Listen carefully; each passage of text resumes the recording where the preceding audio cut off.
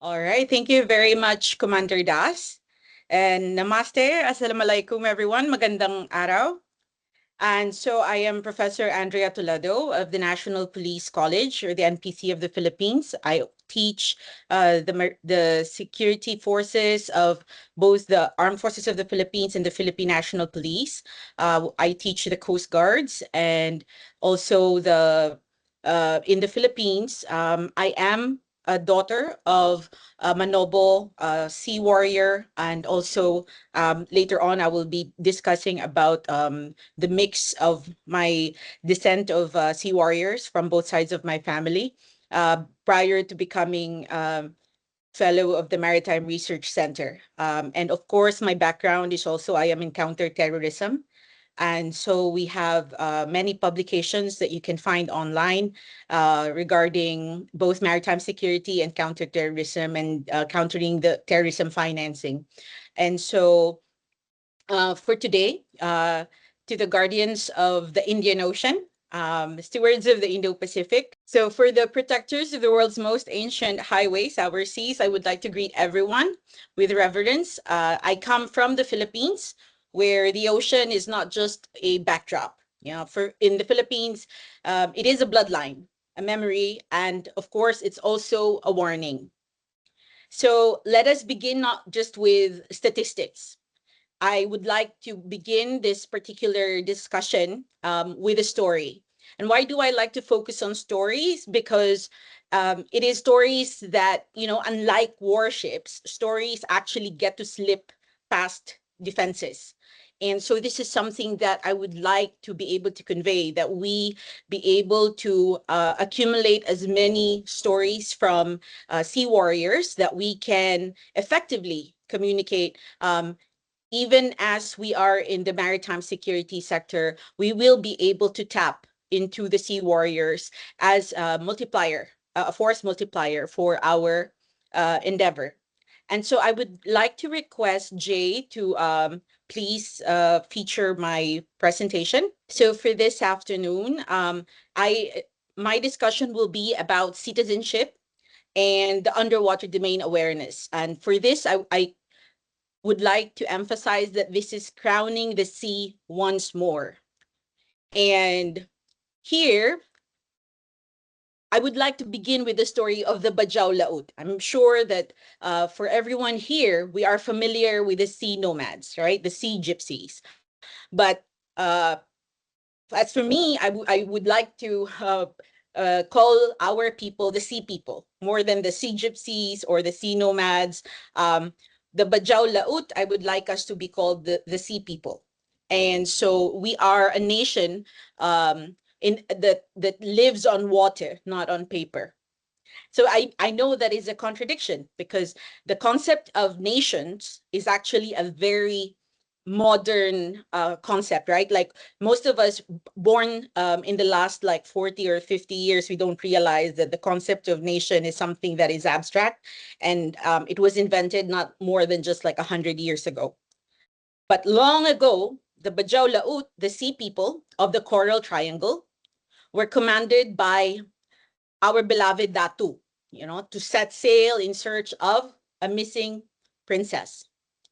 So loyal to the crown, the Bajau Laut scattered across the Sulu Sea and beyond. And the thing is, they never found the princess. The Bajau Laut continued to set sail and they never returned. So they built homes on boats. They gave birth on water. And their horizon was their prayer mat. They are not stateless in spirit. They just belong to the sea. They obeyed their monarch, the Datu, like their king, long after the monarchies fell. So they kept honor long after the world traded it for passports. But loyalty without protection becomes what? It becomes vulnerability. And today, these ocean-born people drift between borders that were once invisible, but now borders are weaponized. So who protects those who belong to no one? This is something that I would like to be able to discuss today. Kindly forward the slide to the second slide, please. So when we think about the vulnerable sea people. The question echoes like like a conch shell. And in the empty spaces of policy, ignore the plights of the ocean dependent communities like the Bajau Laut. And before we look into today's sea nomads or sea people, we also have forgotten other stories. And this next story that I would like to highlight, I'm very sure our experts in maritime security in India will be more familiar with this than the Filipinos are. So this is about the Opium War, right? So the forgotten front of the Opium War, all the way to the new imperial wake. The Opium War did not merely break China, right? It decapitated Asian monarchies. Queen Victoria's gunboats sailed not just for tea, right? The the British did not just like set sails and get tea and distribute opium and raise the taxes for onions in India, right? That caused a revolt. But it was to ensure only that what was the goal of the British crown? It was to ensure that only one crown ruled the seas. And the Bajau Datu, forgotten. The Qing dynasty emperor, humiliated, right? The sea monarchs, erased. So now in the 21st century, a new empire rises.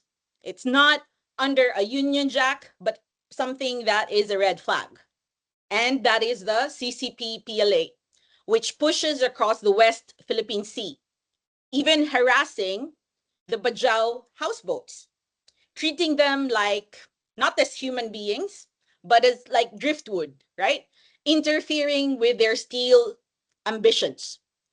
And history repeats when memory fails. And history stops repeating only when people are able to remember and when power awakens. So today, the power is in you. It's in India, the Indo-Pacific's ancient ocean civilization rising once more. And here we look at like, why am I so passionate about maritime security, right? What is my personal voyage across oceans?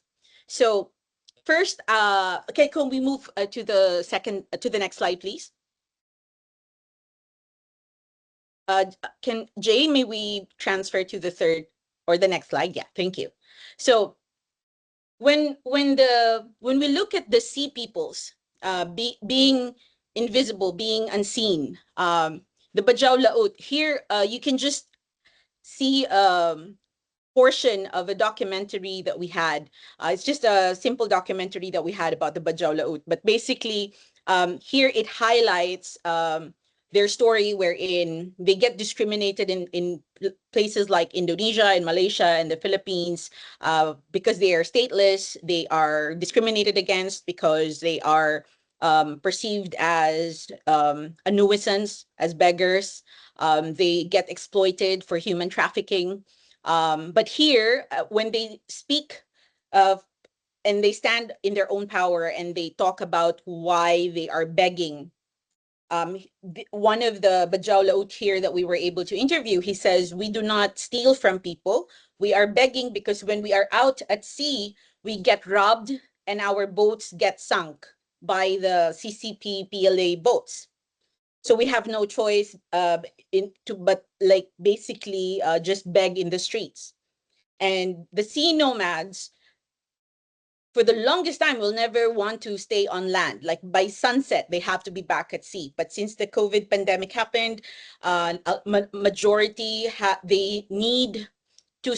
They got stranded on land. They don't have money. They don't have resources to buy motorboats or to rebuild their boats because the CCP and the PLA are very aggressive and they keep sinking the small boats of the sea people. So I would like for you to allow me to stitch a geopolitical like fabric of my own lineage and how I am connected to the Bajau Laut. So Jay, can we please just move to the next slide? So the sea shaped me long before, I started lecturing about maritime security. My ancestors were navigators, warriors, pearl divers, and exiles. Yeah. So there are occasional scandalous overachievers, which later I will also share. But my maternal line flows from the Manobo River people.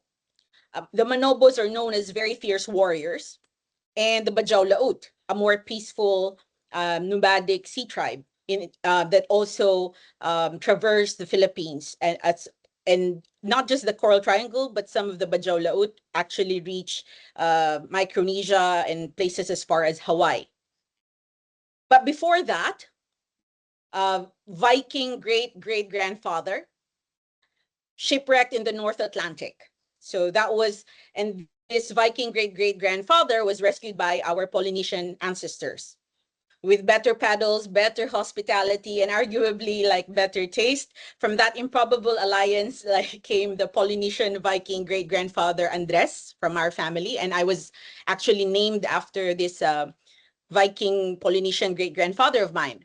And so he married my Bajau Laut Manobo great-grandmother, who is from the Bohol Island in the Philippines. So maybe some of you have been to Boracay in the Philippines. Boracay is an island that is quite near to Bohol Island.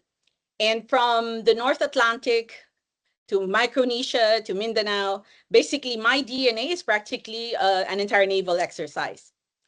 My father's side, he's from a Chinese noble like family that became refugees from the Opium War. Caught in the undertow of the collapsing empire, they ended up in the Philippines. My Jewish ancestors, half of my father's bloodline, fled from persecution across Europe and they storm-tossed seas towards the Philippines. So basically, if you sum that up, from a Viking Polynesian navigator, and then a Manobo warrior woman, a Bajau Laut sea guardian, a Chinese like noble blood exile, then you have a Sephardic Jewish bishop walking into a bar, and basically that's how I ended up here, right? And yes, when I say bishop, like a Catholic bishop who had children, that is one of my great grandfathers. So their odyssey spanned over what? 10,000 miles of open ocean.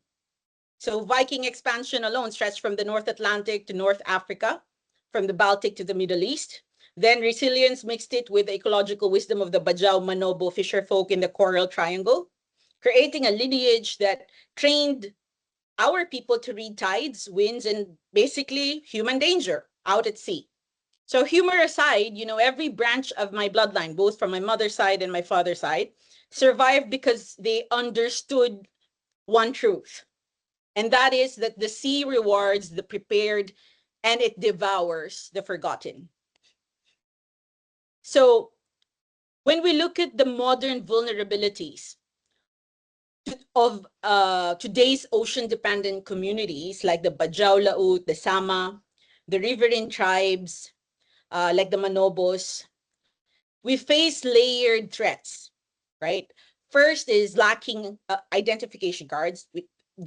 Most of the riverine tribes, they vanish inside bureaucracy. And lacking representation, what happens? They also vanish inside policy. And then lacking both representation and protection, they vanish inside criminal networks and terrorist organizations. So COVID worsened everything, right?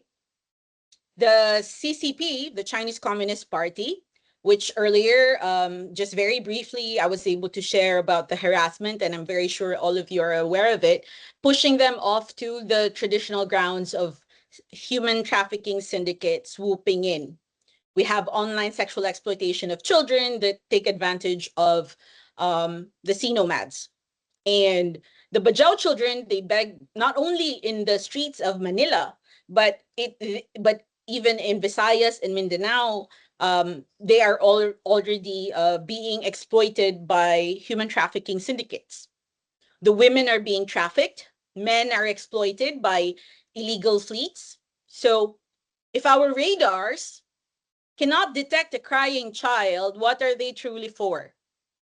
And these communities, naturally trained divers, some even rumored to be coming from a lineage of maybe mermaids, right? Because we can stay underwater for just an insane amount of time. Reef guardians, weather forecasters, and what happens? The sea nomads become easy targets for traffickers and even extremist recruiters. They become perfect targets because they do not exist. They don't have IDs. And now, so for the when just to lighten things a bit up, right? Like when from my Viking ancestor, of course the Vikings are known for their legendary pillaging, right? The Vikings, they love selecting only the beautiful women. And all the way to my Manobo warrior side, that somehow got mixed with the peaceful Bajau Laut ancestry, plus my Manchurian Chinese heritage, and then my Sephardic Jewish exiled ancestors. So we are true sea warriors. But when left untapped as a powerful human resource, even the most resourceful of us can be recruited, right, by the wrong organizations, including terrorist organizations and trafficking syndicates. Why? Because there's also power in being invisible and not being registered. As much as you can be vulnerable, it can be exploited by certain organizations. So yes, without education, uh, being Viking, Polynesian, Manobo, Bajau, Chinese, Jew, and you get mixed up, and you have a lot of people can end up in the wrong team if they are not given the proper platform, the proper education, proper network. And our maybe only saving grace would be our Sephardic Jewish great grandfather, who was a Catholic bishop appointed by the King of Spain, who yet fathered a dozen children in Iloilo, Philippines. So clearly, my family, we are a very, very holy, very complicated family. But so for that particular tapestry of how many Filipinos in the Philippines come from this very rich background. Like, it's hard to say when you say you're a Filipino, it's hard to say that you're like a pure Filipino, because being an archipelago, Philippines has been a home to so many refugees, and many refugees end up in the Philippines precisely because we come from a mixed bloodline of sea warriors. And today, maritime knowledge survives through people, right? Not just maps. And India is not simply a power along the Indo-Pacific. India is the civilizational anchor of it. And why do I say that? Because India is the world's leading UDA developer for capability technology. You have legendary disaster response systems. You have ancient fisheries knowledge. You have centuries of coastal statecraft. And you also have a philosophy that sees the ocean not just as a frontier, but more as a womb, right? Like a mother's womb. And the underwater domain awareness, UDA, lets you see what others overlook. Patterns beneath waves, and the threats beneath all the noise, and the communities beneath radar. So in a way, if you think about it, it's also that India can transform maritime policy across ASEAN through one shift, and that is empowering people, not just patrolling waters.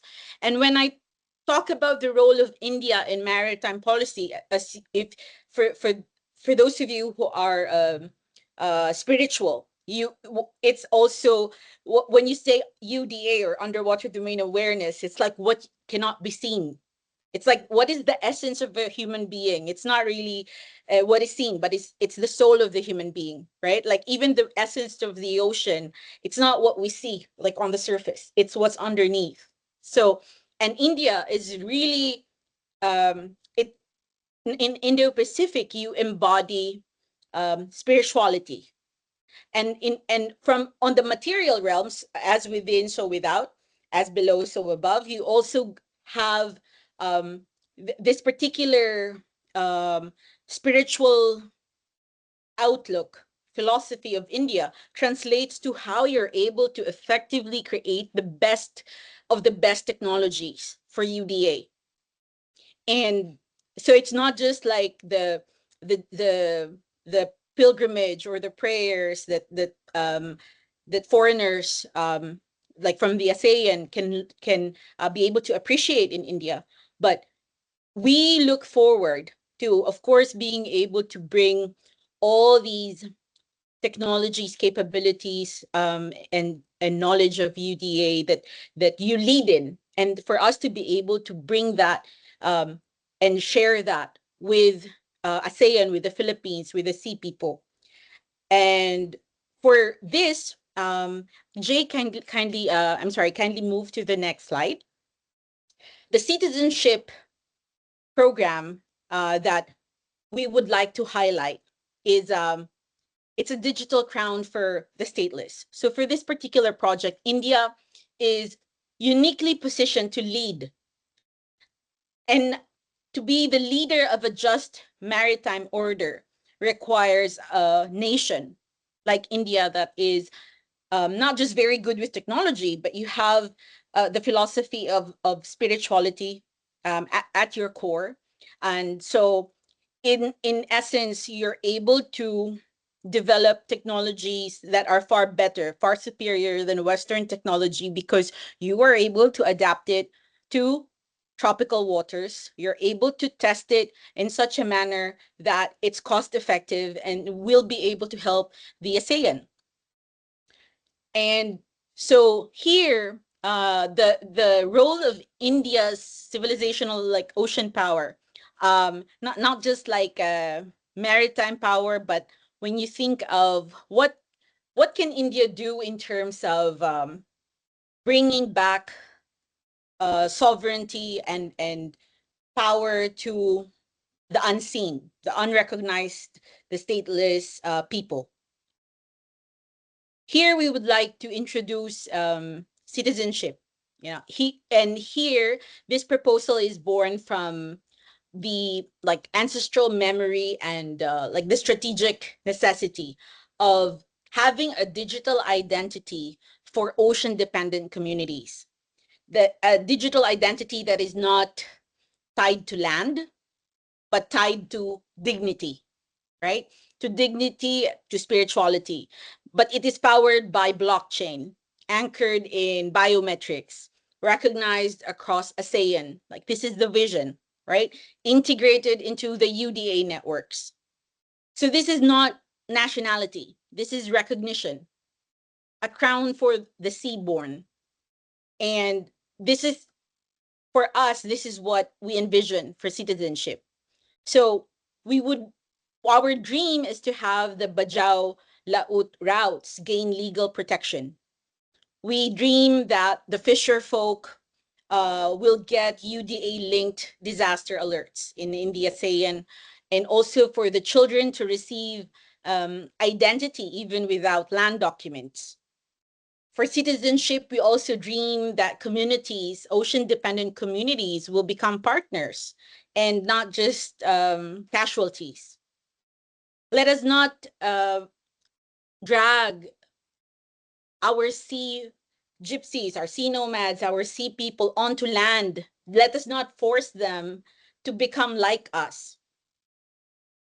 This has always failed. Like any policy that tries to force sea gypsies or sea people to be registered on land, it is bound to fail. It will just fail. You can't like it's impossible. But what can we do? Let us rise to the ocean to become more human, more like them, and bring technology to the sea. to the ocean-dependent communities. And here UDA can meet indigenous knowledge and serve as a powerful force multiplier. UDA is powerful because traditional ecological knowledge is profound. Imagine like how our ancestors would basically just lick their finger and then put it up like up in the wind, and they will know like what direction to go to, right? Or they would look at the stars and they know where to go. And so this kind of indigenous knowledge and mixed with the modern technologies of India, that is unstoppable. So if you can just imagine like the reef guardians transmitting data through low cost buoys, the geodivers mapping reef health using underwater cameras that of course are made like less expensive by all the geniuses of India, and like the sea farmers using UDA driven forecasts, Indian designed solar motors powering traditional houseboats. And there are over 500,000 Bajau Laut that may act as like a peaceful maritime sentinel. So this can be empowerment, right? Empowerment is the antidote to exploitation. Integration is the antidote to invisibility.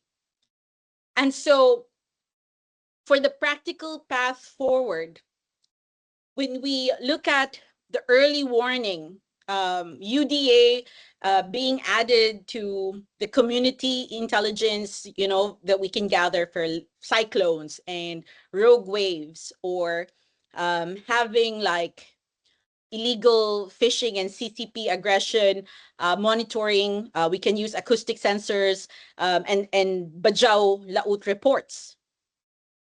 The Bajau Laut will not ask for salaries because they live at sea, right? All we have to do is empower them with the technology and training how to use the technology. But they live there. You don't have to give them like benefits like a salary, like a monthly salary, just so they can help gather data, right? And so another practical path forward would be fisheries regeneration, map breeding grounds and migration routes where our indigenous knowledge can be very useful. And climate displacement can also be monitored with the protection of the mobility corridors for the sea peoples. And governance integration, when we look at governance integration, we can provide seats for ocean communities in marine councils in the ASEAN. So empowering them strengthens sovereignty. Recognizing their routes can strengthen enforcement, right? Integrating their knowledge strengthens ecosystems. So when we, sorry, can you please move to the next slide? So for the technology that is being led, the UDA technology that is being developed by India, it can restore what the British Empire erased, right?